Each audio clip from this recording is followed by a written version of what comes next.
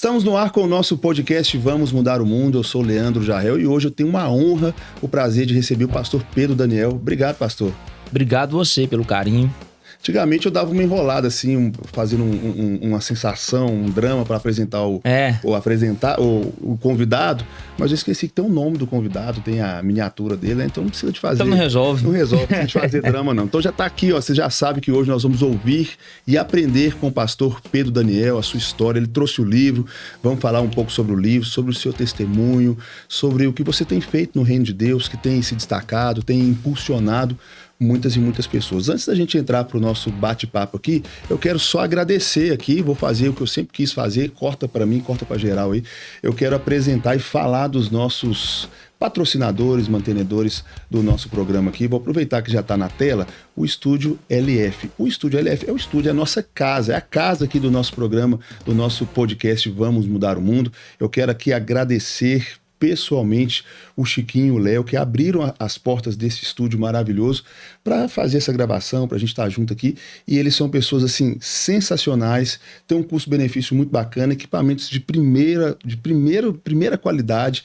E mais do que isso, mais importante do que isso, é pontualidade, enfim, é só coisa boa. Tô aqui, não é porque eu tô aqui na frente deles não, mas eu assino embaixo e recomendo muito LF Studio para você gravar o seu projeto e também o seu podcast. E também a Central Reparos, que está com a gente desde o começo. Você que mora na região do Buritis, Belvedere, Vila da Serra, que precisa entregar ali um apartamento, fazer uma obra, entregar as chaves para a imobiliária, sabe que nessa época de entrega de imóveis é um transtorno muito grande. O David, que é meu primo da Central Reparos, eles pegam ali e fazem toda a obra para você. Eles têm uma equipe de profissionais multidisciplinares para entregar o apartamento, a casa, no jeito para você devolver para o proprietário ou para a imobiliária sem ter nenhuma dor de cabeça. Está aí na tela, Central Reparos. Depois, se quiser, eu passo o contato para você, tá, pastor? Inclusive, ele vai lá de vez em quando na sua igreja, tá? De vez em quando ele já até me manda umas... Coisa boa, hein? Me manda umas pregações suas lá. Tá fácil de reparar, ué. É isso aí. Obrigado a todos os nossos patrocinadores. Vamos lá, vamos bater um papo aqui com o nosso querido pastor Pedro Daniel. Pastor, me conta aí, a primeira pergunta que eu sempre faço, quem que é o pastor Pedro? Um cara improvável, que é apaixonado pela vida, apaixonado por transformação, pela minha família, pela minha esposa, pelo reino. Um cara alegre, divertido, informal, que gosta de esporte, de futebol. E um cara que viveu uma transformação muito grande, né? Muito poderosa. Eu era extremamente mundano, carnal, louco varrido, como diz aqui em Minas Gerais, né? E a graça de Deus me alcançou, Jesus me alcançou.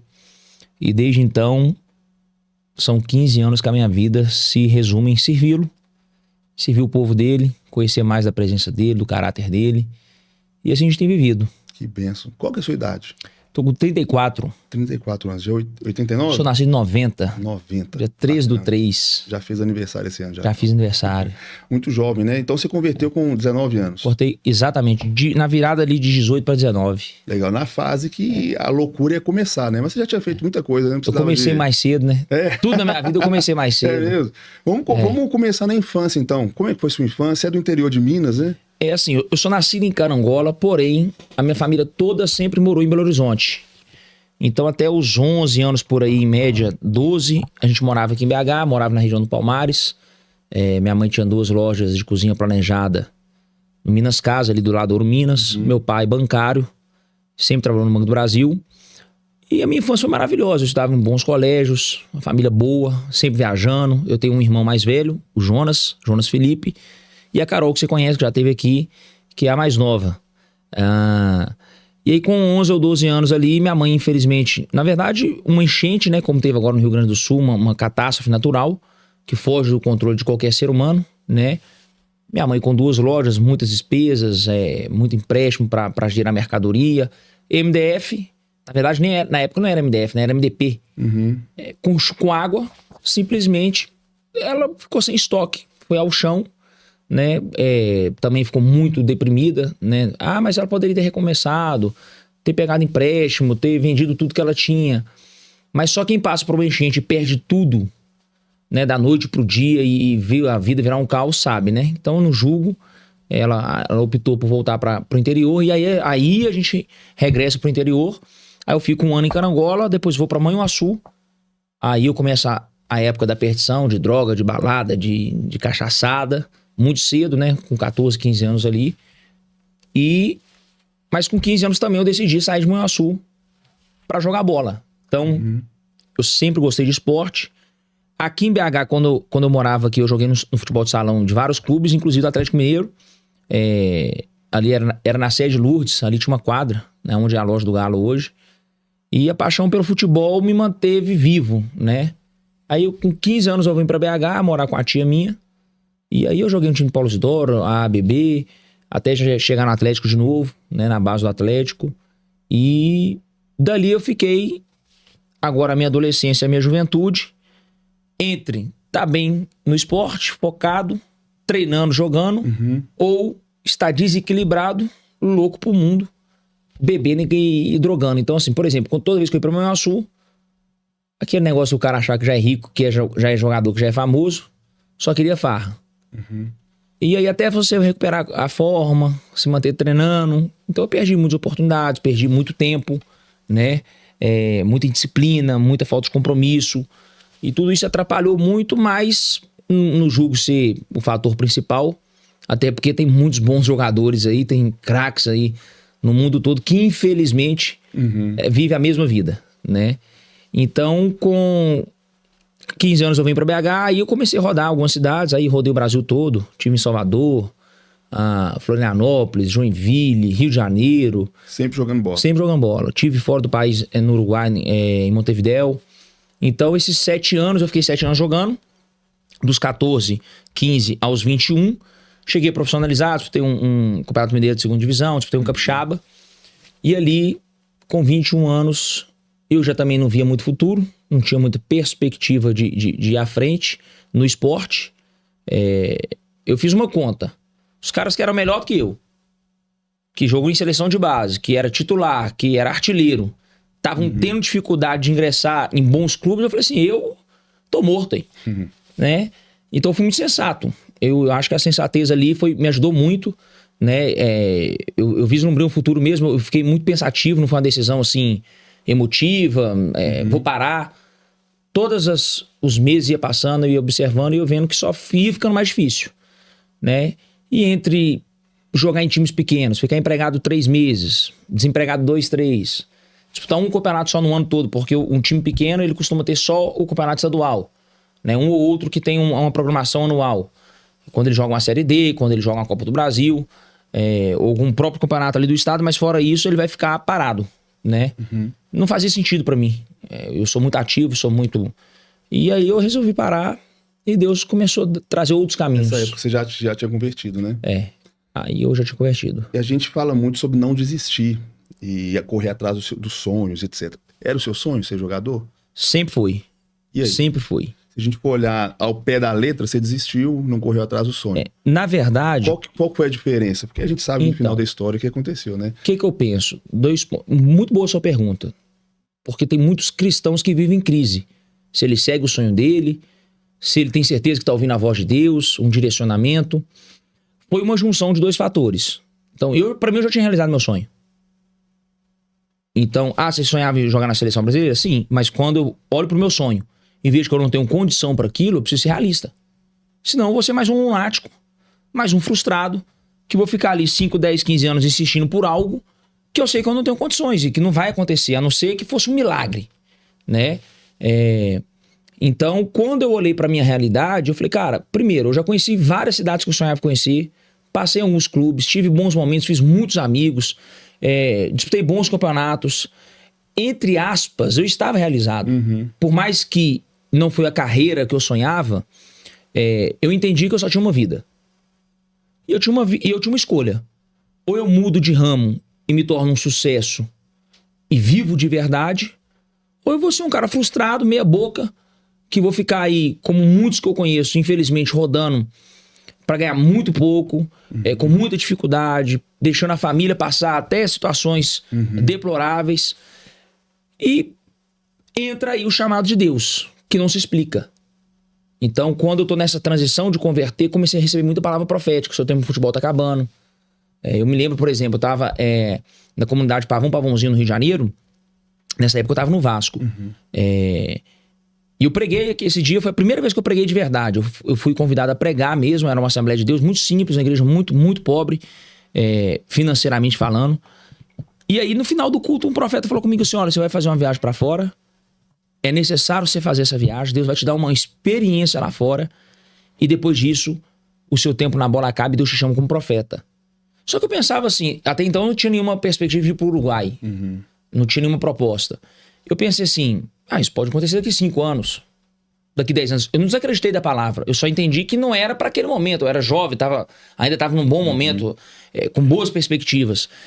E de repente, logo depois do Vasco, eu vou pro Uruguai, um dos treinadores do Vasco me mandou para lá, eu fiquei no Danúbio, fiquei por um tempo, não deu certo, acabei não assinando, me mandaram de volta pro Brasil.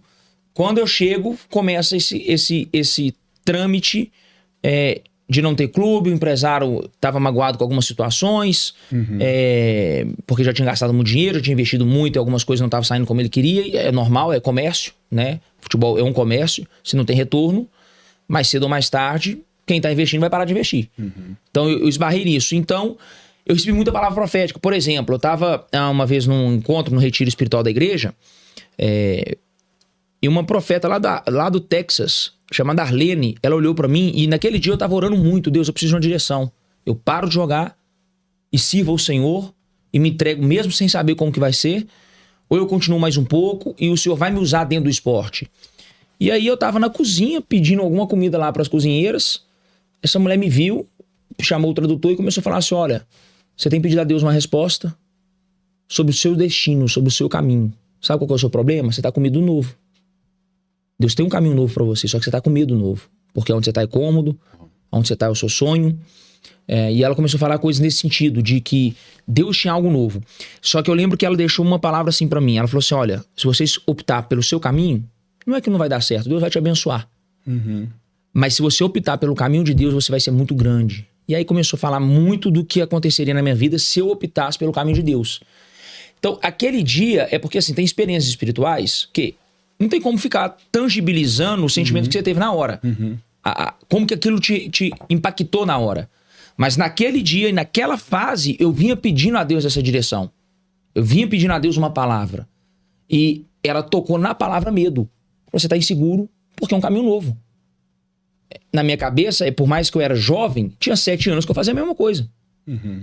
Como que você pega 7 anos que você fez a mesma coisa, que você não fez... Eu não tinha estudado até então, eu tinha parado de estudar na 7ª série, não tinha trabalho, não tinha carteira assinada. Você não era filho de pastor, não tinha uma igreja por trás ali pra te... Nada. Onda. Não vim de família rica, meu pai, assim, nunca passei necessidade, graças ao meu pai e à minha mãe, mas também nunca fomos uma família, assim, de esbanjar e de ter muito, né? Passamos alguns certos momentos de dificuldade. Enfim. E aí, pesou. O chamado pesou. Inclusive, quando eu tô nesse trâmite de procurar clube, quando eu volto do Uruguai, esse tempo que eu fiquei em casa, procurando time, ligando pra um, ligando pra outro, conversando com alguns amigos, um pastor me convidou pra ajudá-lo no culto de obreiro. Pra ficar ali, dando assistência, orando pra uma pessoa ou outra, dando um recado, talvez levantando um ofertório. E algumas vezes ele falhava no horário, porque ele tinha muitas atividades, e colocava eu pra pregar. Falou assim, ó, vai pregando, eu chego, porque o negócio dele era mais orar por cura, por milagre e tal. E nesses negócios, ele começou a gostar de me ouvir, ele falava assim, vamos fazer o seguinte, eu não prego mais não. Você prega e eu entro só na parte da oração, da intercessão, dos dons. E ali começou a surgir muito convite, muitas igrejas, células. Literalmente, Deus me colocou ali. Quando você decidiu, só voltando naquela pergunta, você não foi sobre desistir do sonho, né? Foi sobre abrir mão do sonho.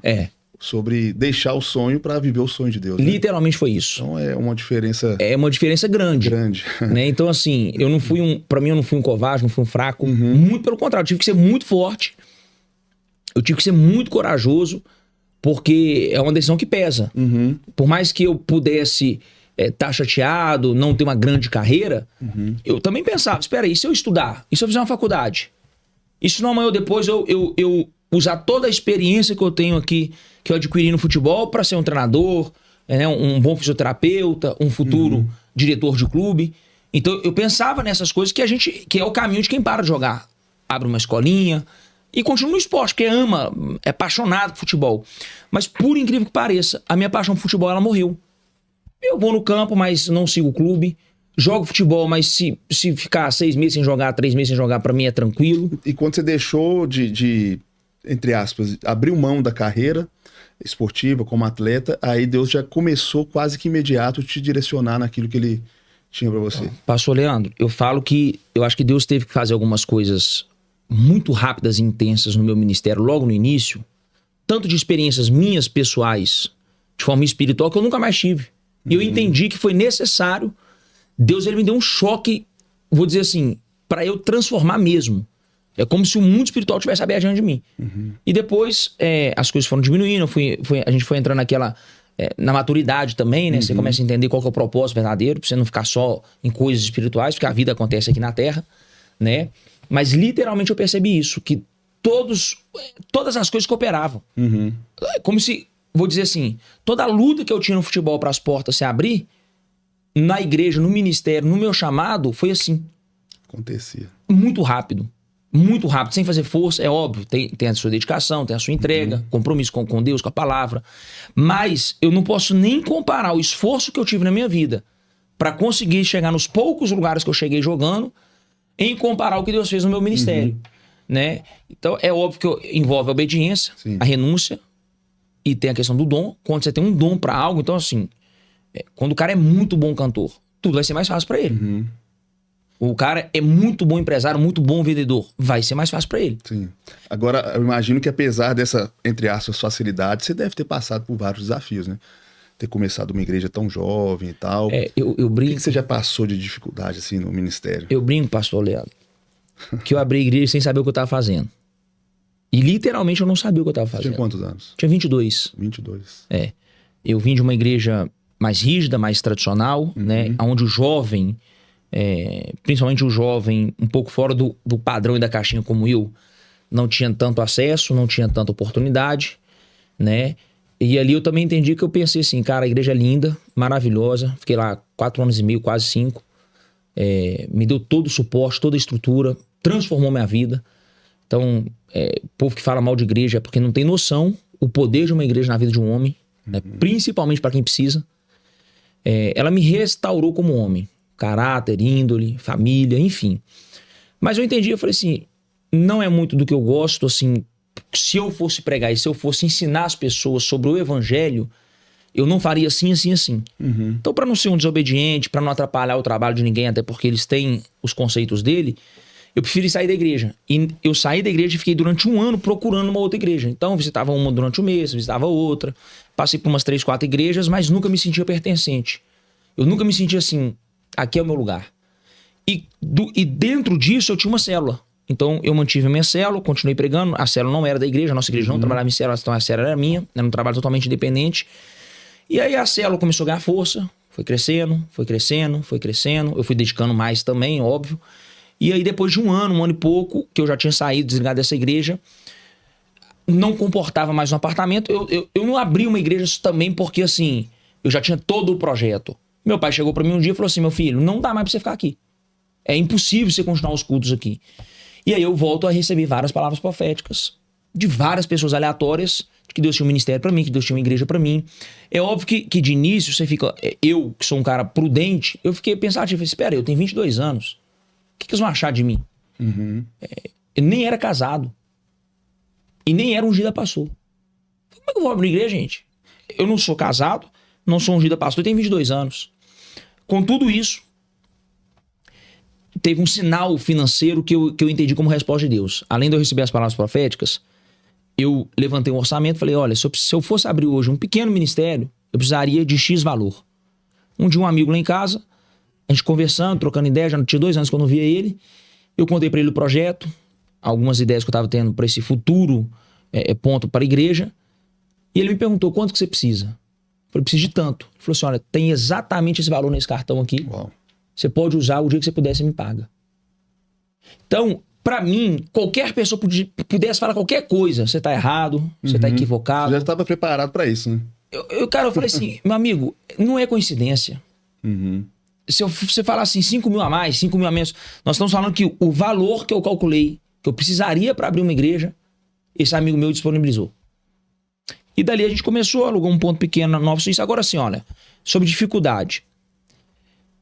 Pastor, você imagina, eu não tinha uma estrutura por trás, uma grande igreja por trás, eu não tinha um bom mentor por trás. Foi literalmente no impulso da juventude. Uhum. Foi um impulso. Eu sempre fui muito corajoso, sempre fui muito audacioso. Eu acho que até por isso Deus me usa tanto.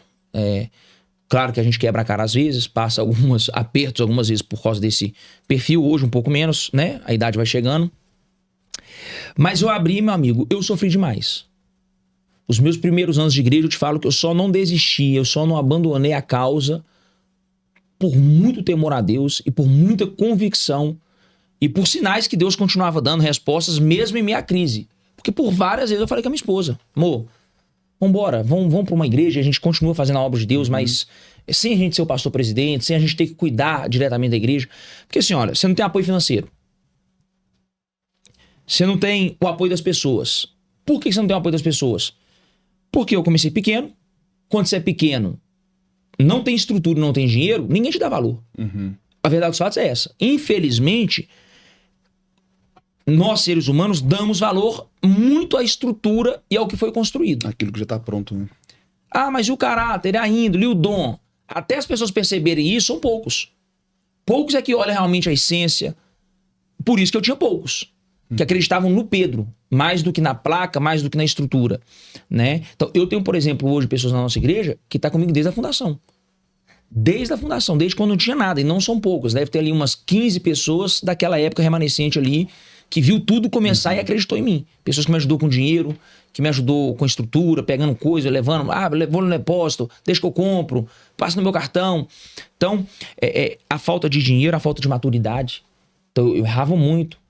Eu não sabia gerir as pessoas, não sabia liderar, né? Por mais que a gente ache que sabe, se você olhar o Pedro hoje de 35, 34, pro Pedro de 22, é 12 anos de diferença, fazendo a mesma coisa todo dia. Uhum. Então os pastores, eles costumam assumir alguma coisa na igreja com 30, que é uma fase madura do homem, né? Tá casado, provavelmente casado, já estudou, fez um seminário, já ficou anos servindo alguma igreja, algum pastor como auxiliar.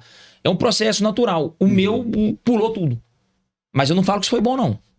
Para quem tá nos ouvindo, eu não vou falar que eu preferiria passar pelo processo, porque deu certo.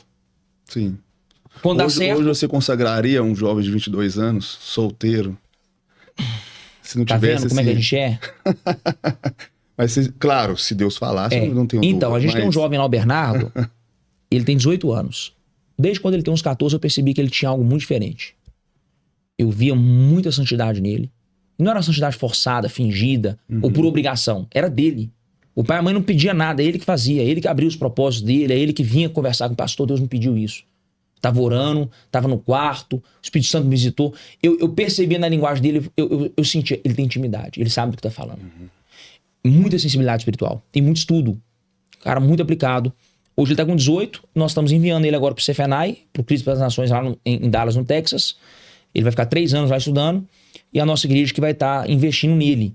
Então, apesar de eu não estar ungindo ele a pastor agora, eu estou fazendo para um jovem de 18 anos o que talvez não fizeram por mim lá. Né? Então, assim, eu criei também essa política dentro de mim. Cara, se um dia eu ver alguém novo, jovem, como eu era, cheio de futuro, com um futuro promissor, que tem compromisso com as coisas, porque compromissado com a igreja eu era demais. Eu servi em tudo. De segunda a segunda eu estava na igreja, porque eu não queria ficar na rua. Eu não queria ter o risco de poder usar droga, de ter que ficar com a mente vazia. Então eu me ocupava, ou eu ia pra academia, ou eu ia pro supletivo para tentar voltar a estudar, ou tava na igreja. Mas eu ficava na igreja de segunda a segunda. Qualquer programação que tiver. Culto das idosas, eu tava lá. Culto do menino de 3 anos, eu tava lá. Eu tava disponível pro reino. Então, assim, a sua pergunta foi interessante. Se você ungiria com 22 anos, não sendo casado, jovem, se Deus falar, unjo. Se Deus não falar, agora, é complexo. Que é complexo, né? Então, hoje, depois que a gente está muitos anos à frente, você vê que para se tornar um bom pastor, um pastor saudável, equilibrado, que não vai ferir as ovelhas, que não vai se perder no meio do caminho, porque é difícil. São muitas provações, não falo nem tentações, a vida. Né? A vida é casamento, é saúde, é dinheiro, é mil coisas que nos envolvem, é muito complexo. Né? Mas, quem sabe um dia Deus toca, me aponta uma pessoa. Quem te consagrou, já que você começou então, ali? Aí um dia eu tô pregando, tô lá na Boas Novas, tava pregando, tava no altar, e tô vendo que tem um pastor lá fora me observando. Ele vende púlpitos, até hoje ele trabalha com isso. Pastor Juscelino, um grupo grande que trabalha com púlpito, com acrílico, com gasofilácio, com painéis de igreja. E ele ficou me ouvindo e eu vi que ele ficou bem atento à palavra, assim. Aí terminou, ele falou assim, rapaz, eu preciso te apresentar pro pastor Jorge Linhares. E aí começou a falar do Jorge Linhares, falou do ministério dele, falou das referências que ele viu em mim, falou, você tava pregando, eu via fulano em você. E aí ele falou assim, ele me chamou de pastor, aí eu brinquei, eu falei assim, então, mas eu não sou pastor. Ele, mas como é que você não é pastor? Na cabeça dele, a conta não fechou. Aí eu falei assim, eu também não sei te explicar. Eu só tô fazendo a obra de Deus. Eu só tô cuidando das ovelhas. Tô amando meu próximo. Tô pregando o evangelho. Acho que não tô cometendo nenhum crime. Tô levando a obra a sério. Não tô esculhambando as coisas. Nessa época eu já tava noivo, eu já tinha casado. Porque logo, olha como é que Deus é. Nessa célula, Deus enviou a minha esposa. Então, literalmente, eu conheci a Kelly dentro dessa célula antes de virar a igreja. Então, antes de virar a igreja, Deus parece que ele já preparou tudo, sabe? Colocou lá dentro de casa. E logo a gente casou e, graças a Deus, nós estamos já 10 anos casados, né? 12 anos juntos, que é o tempo da igreja. Então, a igreja tem 12 anos, eu tô junto com ela há 12 anos. Mas aí ele falou assim, não, a gente precisa organizar uma cerimônia, eu vou conversar com o pastor Jorge, se ele autoriza eu vim aqui representando o conselho de pastores, representando até a Getsemane. E aí ele se uniu com alguns pastores, convidou alguns pastores, a minha antiga igreja enviou um representante, tem até uma Bíblia lá em casa guardada do meu antigo pastor, e aí veio vários pastores do Brasil que eu conhecia, e fizemos ali uma cerimônia de consagração. Mas, para quem me conhece, pastor Leandro, é assim, o título para mim, quando eu falo título para mim não importa, eu sei que na boca de muitos é só discurso. Porque eu tenho a vocação. Se você ler o Novo Testamento, quem foi ungido a pastor? Verdade. Por isso os religiosos não gostam de me ouvir, porque eu vou contra o sistema, porque eu sei que é perigoso o que eu falo. Por que é perigoso? Porque você pode ferir um padrão. É melhor que tenha padrão. É melhor que tenha organização, é melhor que as coisas sejam ponderadas. Também concordo. Mas e se o Pedro não tivesse tido essa coragem que ele teve lá atrás? Ah, tem muitos Pedros que deu errado. Verdade. E quantos Pedros que deu certo? O meu pastor sempre fala muito que na liderança da igreja, eu costumo dizer, pastor Pedro, que o pastor que comanda uma igreja, que organiza, que administra, que pastoreia uma igreja, ele pastoreia qualquer multinacional no mundo. Verdade. Porque o funcionário, se ele não está dando resultado, você demite ele e contrata outro. Verdade. A ovelha você não demite, né? O seu músico lá, que está lá servindo, que está com uma boa vontade, mas às vezes furou uma escala, você não vai mandar o cara embora. Então você tem que ter ali uma... E é algo que ele sempre fala, que é a questão da gente ter ali, em português mineiro, vamos dizer assim, um jogo de cintura, porque não dá pra gente colocar as coisas dentro de uma caixa e falar, é assim, igual, por exemplo, caso que hoje tem muito, divórcio. Sim. É isso aqui. Não é assim, né? E assim, outros e vários outros assuntos que as pessoas cismam em colocar dentro de uma caixa e entregar a resposta pronta, como se fosse uma matemática, e não é matemática, né? Pastoreio não é matemática. Não é. A gente tem que sentar, observar, até porque se fosse utilizar de matemática, quantas vidas não teriam sido alcançadas através da sua vida, né? Eu ia te perguntar o seguinte, hoje, infelizmente, ano de 2024, muitos cristãos, evangélicos, protestantes, etc., têm ainda muitos estereótipos. Sim. E você, a sua igreja, saiu muito fora desses estereótipos.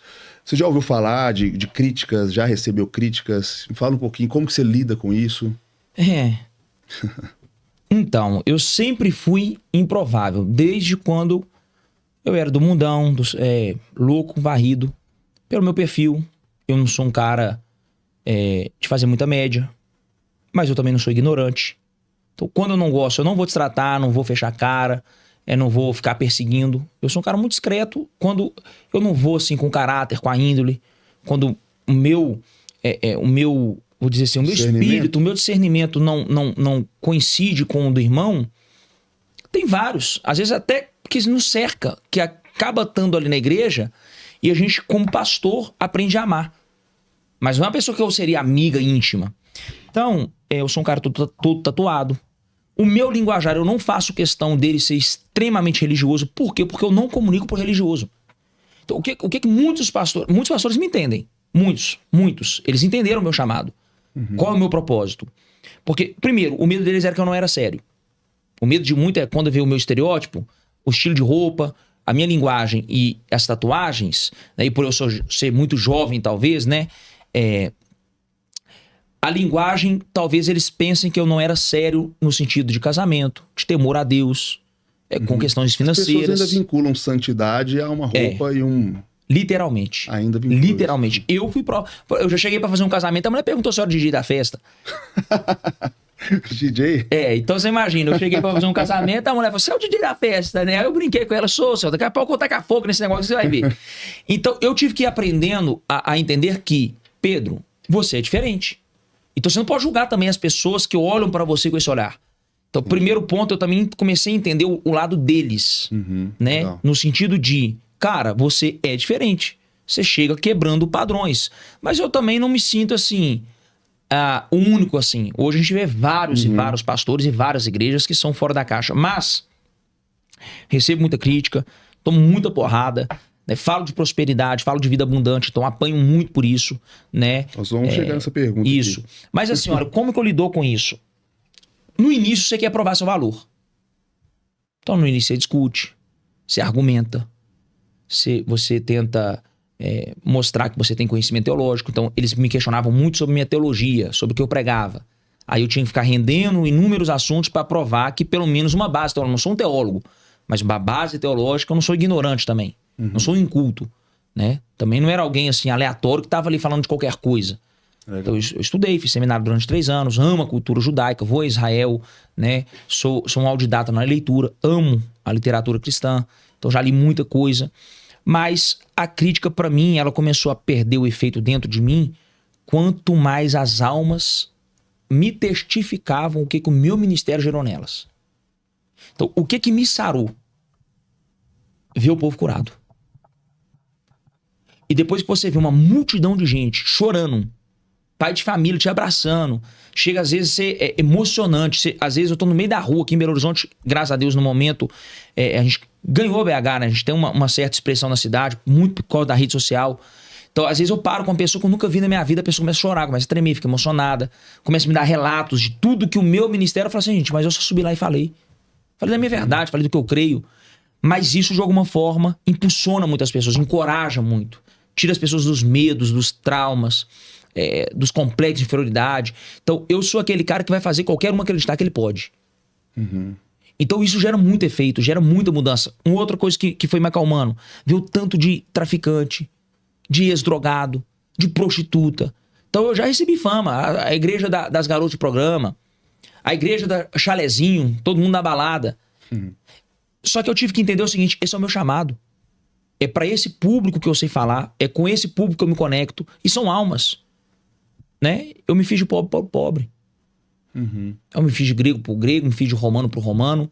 E Deus me fez assim para um certo tipo de público no Brasil. O Brasil é um país multicultural, né? Com inúmeras classes sociais, com inúmeras culturas dentro de uma cultura só.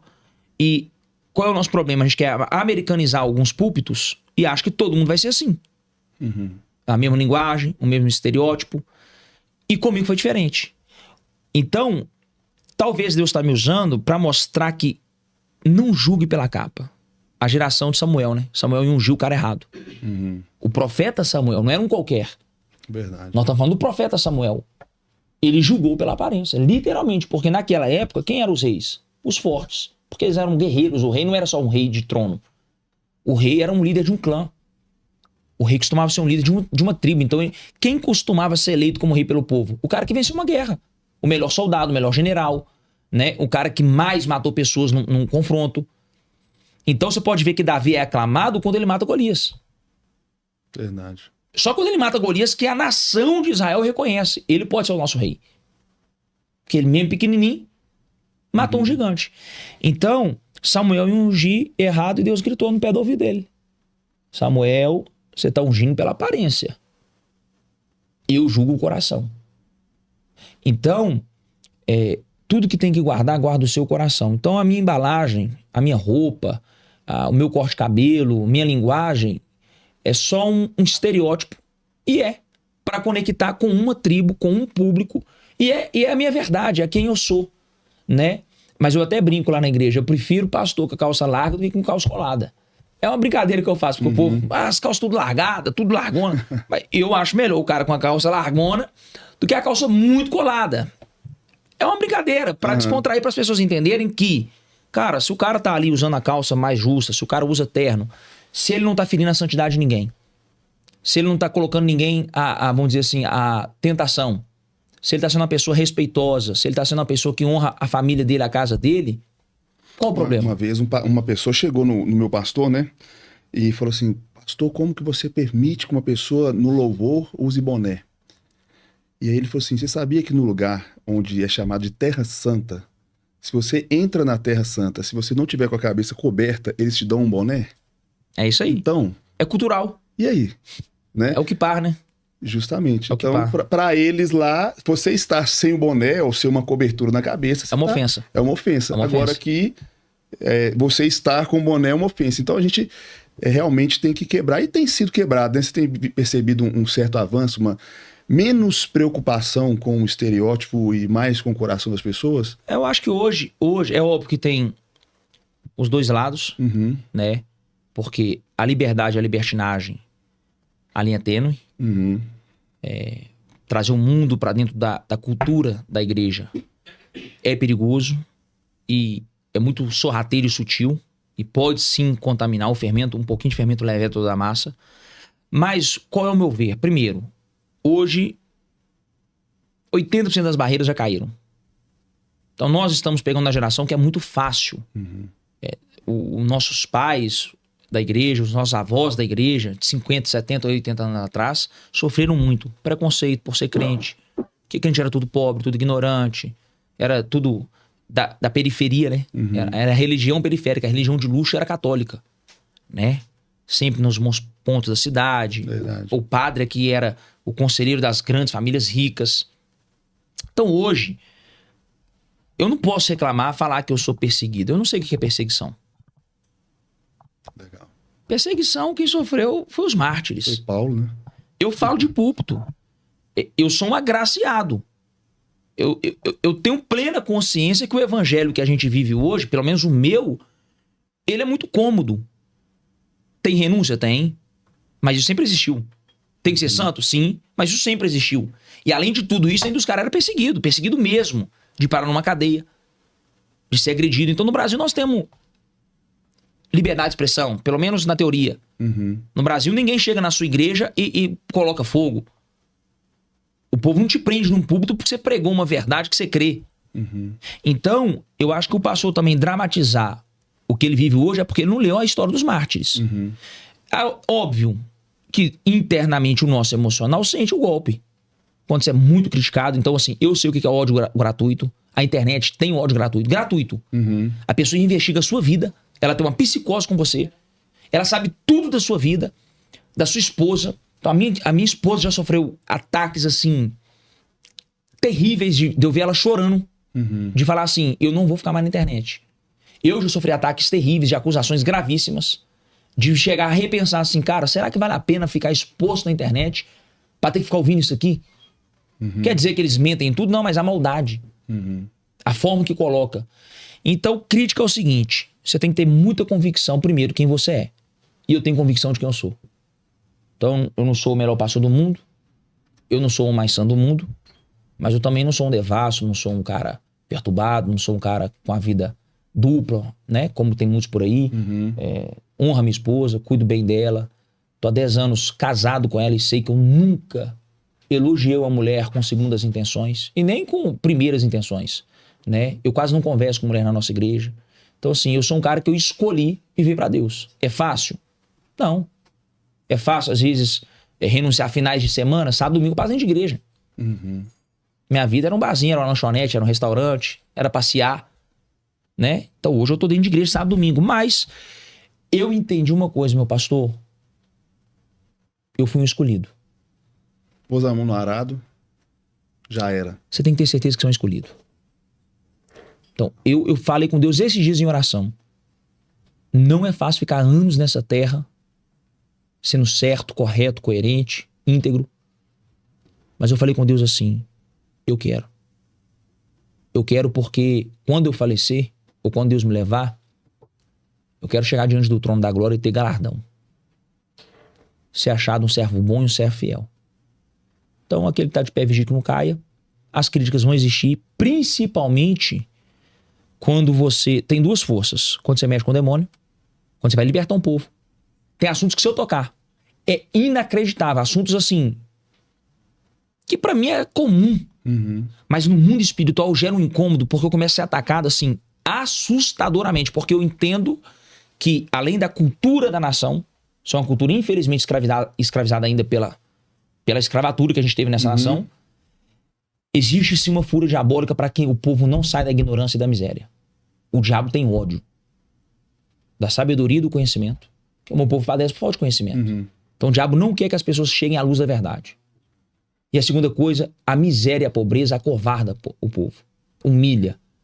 Então quando você começa a ser um agente de transformação que leva as pessoas a ter uma vida mais abundante, mais próxima, não estou falando de dinheiro, é de honrar a família, é ter saúde, é ter dignidade, é ter um bom emprego, é não depender de outros, é não roubar, é não mentir, é não extorquir, é não sonegar. Quando você começa a libertar as pessoas para prosperar de verdade, você não tem noção da fúria que levanta. Então eu apanho muito, mas eu te falo hoje aos meus 34 que é difícil uma pessoa me ofender. É difícil. Mesmo quando essa ofensa, que acontece muito, vem de dentro da igreja? Bom... Não da sua igreja, mas da igreja. É da igreja em geral. Em geral. Graças a Deus, eu acho que eu alcancei um nível de respeito que poucas pessoas me ofendem. Porque a pessoa que é sensata e acompanhar de verdade o meu ministério, com calma, não sair julgando porque viu um corte, um stories, se ela entender o Pedro... por exemplo, teve um cara que tava me perseguindo aí e postou umas fotos minhas criticando algumas coisas no Instagram dele. Eu nunca bloqueei, nunca xinguei, nunca reclamei e via ele ali no meu story direto. Nunca falei nada. Continuei sendo eu, cabeça tranquila, deixa ele falando. Ontem eu fui clicar no Instagram dele pra dar uma olhada como é que tava lá, ele apagou todas as minhas fotos. Tem de 50 pastores lá, a minha exclusiva ele apagou. E eu fiquei pensando assim, o que levou ele a apagar? Talvez foi o meu comportamento com ele. De não revidar, de não o atacar, de não ficar lançando, trocando, batendo boca, né? Batendo boca. E eu acho que ele começou a me acompanhar, porque eu via ele me acompanhando ali, e eu acho que ele começou a entender o seguinte, talvez eu fiz um pré-julgamento pelo estereótipo. Eu acho que ele vê na minha conduta, né, as minhas obras, o trabalho social que a gente faz, que a gente realiza, eu acho que ele repensou. Pode ser isso, né? Que benção. Mas então assim, a crítica vai existir. Eu não lembro qual foi a segunda pergunta. Também não lembro, não. Mas enfim. Sobre a questão da prosperidade, a gente já está começando a caminhar para o encerramento, passa muito rápido, né? Mas Normal. depois a gente marca a parte 2. Sobre a questão da prosperidade, existem dois extremos no evangelho. Aqueles que são aversos à prosperidade, acham que legal é ser pobre mesmo, e aqueles que já colocam em primeiro plano a questão material, financeira e tal. Como que você enxerga a prosperidade bíblica? Prosperidade bíblica é um mistério.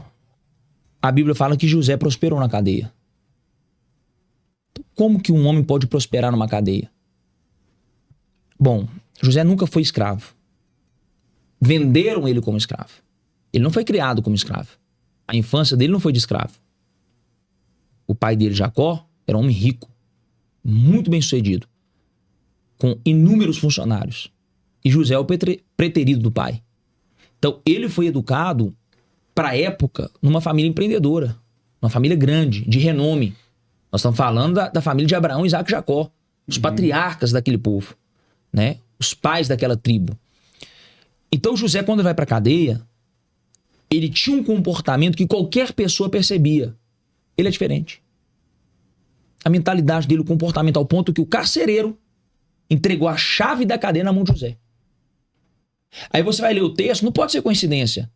Olha quem foi parar lá, dentro da cadeia, quando José estava lá, no mesmo tempo dele.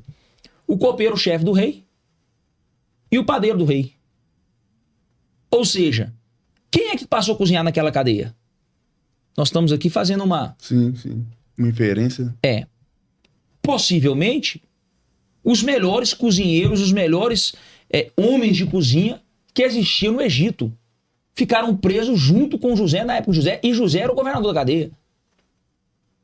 Então, prosperidade, para mim, é você ter liberdade, é ter governo, é cumprir seu propósito. E ela tem a ver, sim, com o financeiro, com o material. Nós estamos no mundo material. Mas é muito materialista. Então, tem que virar todo mundo espírito. Que isso aqui é matéria, isso é matéria, isso é matéria, isso é matéria. Ou não? Então, para mim, tudo é material. Mas nós somos seres espirituais. Porém, a gente está preso no mundo material, num corpo material. Então, não adianta anular a matéria. Eu tenho que saber fazer bom uso dela. Saber governar ela. Não deixar ela me governar. Eu preciso usar ela para cumprir o propósito. Então, o nosso Deus é um Deus abundante, um Deus próspero, que nunca fez nada com miséria. Tudo que Deus fez com excelência. O homem que corrompeu, o homem que caiu. Então vamos voltar lá para Adão no Éden. Olha como é que era a vida de Adão. Então, o plano original de Deus antes da queda era Deus provendo o homem, sustentando o homem não tendo necessidade, não tendo que se preocupar com essas coisas do dia a dia. Ele trabalhava, ele não tinha fadiga. Ele tinha um trabalho que era saudável, não era uma coisa fadigante, estressante, doentia. Então, prosperidade para mim envolve muitas coisas. Mas prosperidade para mim de verdade é ser feliz. E como prosperar? Então, você tem algumas áreas da sua vida que você precisa entender que elas são fundamentais para qualquer ser humano. Qualquer ser humano. Então, os anos vão passando, a gente vai analisando o comportamento humano e o comportamento social. E a gente começa a entender que tem algumas áreas que não tem como negligenciar. Se você não tiver dedicação ali, são pilares. O resto é supérfluo. Mas saúde é um pilar fundamental. Por exemplo, hoje eu fui na fisioterapia. Eu tomo manipulados, vitamínicos. Por quê? Eu faço um exame e o médico fala: tá faltando isso, tá faltando aquilo, seu ferro tá baixo, sua ferritina tá alta, triglicérides tá alto, você pode ter isso, você pode ter aquilo. E me passa um tanto de medicação manipulado para eu tomar. Eu vou ficar orando? Não resolve. É um componente químico que o meu organismo não está produzindo, ou porque eu me alimento errado, ou porque a idade chegou mesmo, ou porque falta isso. O homem está caído. Nós estamos em regeneração.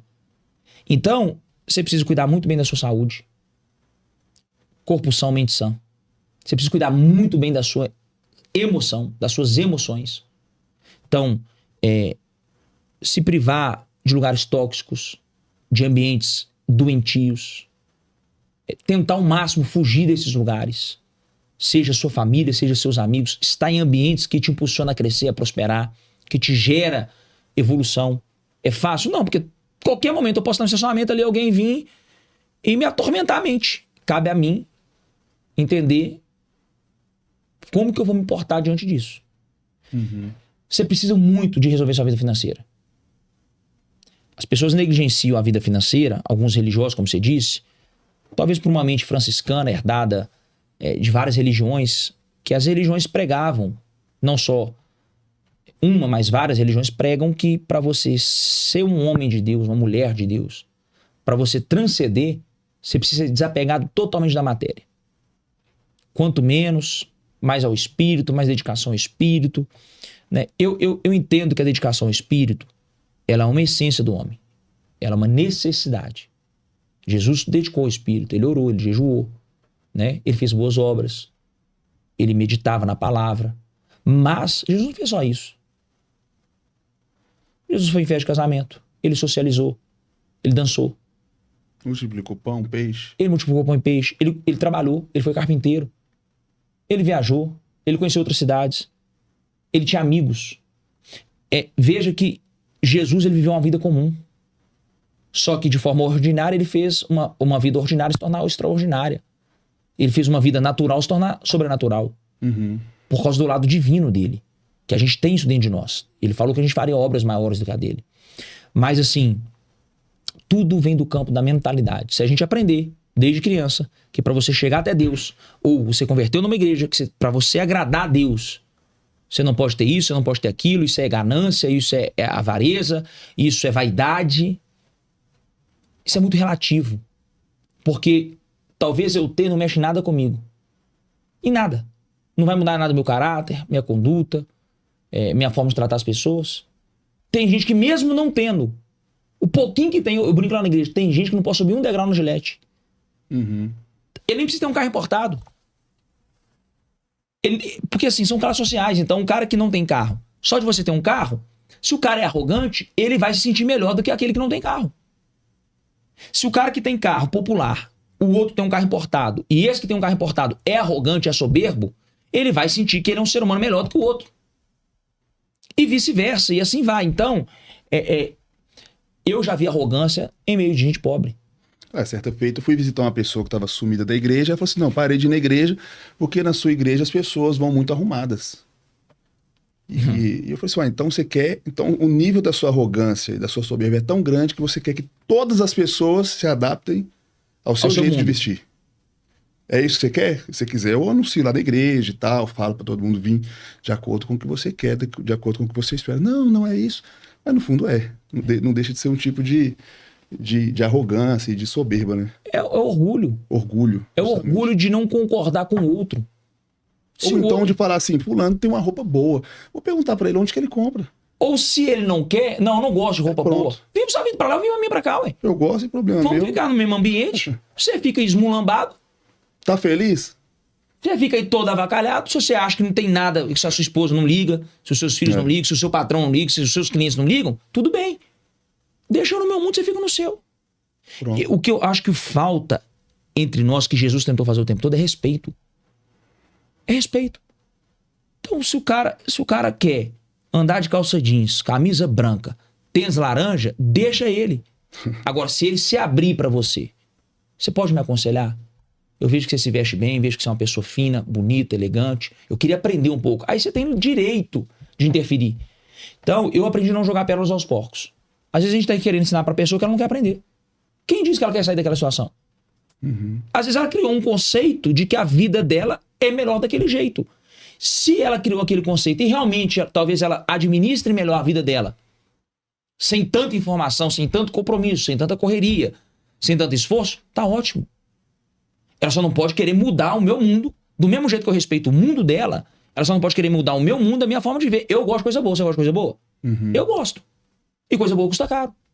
É aquele negócio que hoje a gente vê, a gente já precisa caminhar, inclusive o nosso próximo entrevistado é da área política, é que a gente vê na questão da ideologia, né? Hoje se denomina, como é que fala a palavra, gente? Denomina. Não, demoniza a pessoa que é próspera, que é rica, que é empreendedora, que é empresária, etc. Se eu não quero ser, beleza. Se eu não consigo ser, ok, agora eu demonizar a outra pessoa só porque ela tem, a gente vive essa questão na política do Brasil, onde uma pessoa que é empreendedora, que é empresária, ela tem até, às vezes, dependendo do lugar, medo de falar que ela é, porque senão ela vai ser vista como um opressor. Mas é a ideologia e os partidos geram essas guerras. Porque para eu conseguir voto, eu tenho que defender uma classe. Para eu conseguir muito voto, eu preciso defender de verdade uma classe. E aí eu começo a instigar essa classe. Se não tem um problema, eu crio o problema. Pronto. Eu começo a instigar essa classe, a provocar essa classe e me coloco como a sua voz. Deixa que eu vou lutar por você. Eles estão te roubando, eles estão te explorando. Não vou falar que é 100% uma mentira, porque infelizmente, aí para mim não é o empresário, é a lei da nossa nação. Infelizmente é o país. É um país que permite. Acho que a chanceler alemã, a Dilma, foi questionar ela há um tempo atrás sobre os juros abusivos dos bancos alemãos. Ela falou assim, sua nação permite. Não quer os bancos abusivos? Mude a lei da sua nação. Então, a gente não pode esperar do mundo capitalista justiça. Eles querem dinheiro. Então, quem tá para gerir isso? O governo, o Estado. Agora, não tem como o Estado ser a favor do empresário e ser contra o trabalhador. Não tem como ele ser só a favor do trabalhador e ser contra o empresário, que é o que produz, que é o que dá oportunidade para ter a classe trabalhadora. O que eu acho que o governo tem que fazer é dialogar de tal forma que ele vai trazer o quê? Unidade, equilíbrio, justiça. É só assim que nós vamos evoluir. O que é justo? Então, por exemplo, o Brasil é um dos países que mais tem processo trabalhista no mundo. No mundo. Eu acho que 90 e poucos % dos processos trabalhistas do mundo inteiro está no Brasil. Você tem noção disso? Uau. Porque criaram-se uma rebeldia, uma revolta, como se o empresário ele está milionário e está te explorando. Agora, você paga o tributo que ele paga? Você enfrenta os processos que ele enfrenta? Você gere 500, 1.000, 2.000, 3.000 pessoas como ele gere? Você é ameaçado o tempo todo? Assume os riscos. Você assume os riscos porque assim, é bom quando tá ganhando dinheiro. E quando ele quebra? O funcionário é mandado embora, vai sentir, vai doer, mas o governo vai lá dar pra ele o quê? Seguro. Auxílio, né? É. Um seguro, desemprego, não é isso? E o empresário? Se ele quebrar, quem quer que dá seguro alguma coisa pra ele? Se ele quebrar, ele tem uma dívida de 1 milhão, 2 milhões, 5 milhões, com juros terríveis. Verdade. Não é verdade? A Receita, se ele sonegar, se ele não pagar os impostos, a Receita vai pegar ele. E você sabe que quando a Receita pega de verdade. É um dinheiro que você não está esperando. Talvez por má gestão, né? Nem por maldade. Por má gestão do contador, do próprio empresário. Tributos muito complexos. Então, eu acho que o Brasil, pastor Leandro, ele precisa tomar um rumo, diálogo. A gente precisa tirar o ódio, tirar essa rivalidade, essa briga de crente contra LGBT, de classe trabalhadora contra os empresários. Os empresários sem o trabalhador não funcionam. Os trabalhadores sem o empresário não funcionam. Verdade. Então a gente precisa fazer o quê? Se unir. Agora é fácil? Não é, porque cada um vai defender seu interesse. Para eu estar lá no poder, como é uma democracia, eu vou escolher um grupo, vou escolher uma tribo, que às vezes eu nem sou representante legítimo. Às vezes eu nem concordo com tudo que eu falo. Mas como eu sei que a massa tá querendo isso, eu sei que aquele povo tá sofrendo aquela dor, eu vou ser a resposta da dor daquele povo. Então é complexo. Discutir política, discutir sociedade é complexo, mas tem jeito. Por que tem jeito? Se a gente tem uma Dinamarca, se a gente tem país de primeiro mundo que tem jeito, o exemplo pra mim tem jeito. Cabe saber se a formatação política dessa nação, as leis, o formato de Estado funciona. Pra mim não, mas aí é outra conversa. Ou é um outro programa. Aí é Conta outro pra programa. gente sobre o livro, pastor. Seu livro, conta aí pra gente. Aqui tá- Lançamento do ano, né? Aqui tá um compilado de tudo que eu pegar uma aqui vivi. Por favor, um é seu, vou fazer uma dedicatória Obrigado. pra você ali. Aqui chama O Último Trago. Então eu quis contar uma história forte, impactante. Aqui tem 2 propósitos. Primeiro, pro viciado. Pra ele entender como que ele vai sair do vício. Primeiro, por que ele entrou. Porque às vezes nem o viciado sabe por que ele entrou. Porque ele não se conhece. Ele não conhece as crises que fez ele entrar de ponta cabeça no vício. Às vezes ele tá literalmente cego. Tá escravizado. Por falta de autoconhecimento, né, de espiritualidade, etc. Mas aqui também tem uma história de muita transformação de alguém que teve que sair da droga, do crime, literalmente eu tenho que usar essa palavra, né, de coisas errôneas, que feria as pessoas, que lesava as pessoas. Eu tive que reformular toda a minha mentalidade, todo o meu coração, o meu caráter, né, para viver tudo que a gente está vivendo hoje. Então aqui é um livro didático, não é uma linguagem teológica. Achei maravilhosa a diagramação, as cores. Muito bom. A gente Que eu sempre gosto de a gente fazer. preza por excelência, né? Eu acho que Muito bom mesmo. Daniel vai dizer que ele tinha um espírito de excelência. Então eu prezo muito por isso. Então ele é um livro, não é muito grande, não é muito pequeno, é um livro ok para quem quer ler uma história rápida, mas você vai tirar muitas lições mesmo, bíblicas. Quais as palavras que Deus me deu, como que Deus falou, como que eu entendi que era Deus que estava falando e como que eu saio de uma família que faliu, que entrou em crises emocionais, como que eu saio da droga, do crime, para construir tudo que a gente construiu nesses 15 anos, né? Um nome, uma igreja, um casamento, uma prosperidade financeira. Então aqui, para quem quiser vencer um vício ou transformação de vida, eu quero transformar, vai te impactar porque eu vou provocar você para você entender que você pode. Eu acho que... E onde que dá pra comprar, quem tiver interesse? O meu Instagram é o PRP do Daniel, @PRP Daniel. Lá tem um link, ok? Ou na nossa igreja. Ou me levar na nossa igreja que eu levo pra você. Infelizmente, como a gente lançou muito rápido pra nossa conferência, eu ia conversar com uma editora grande da nação.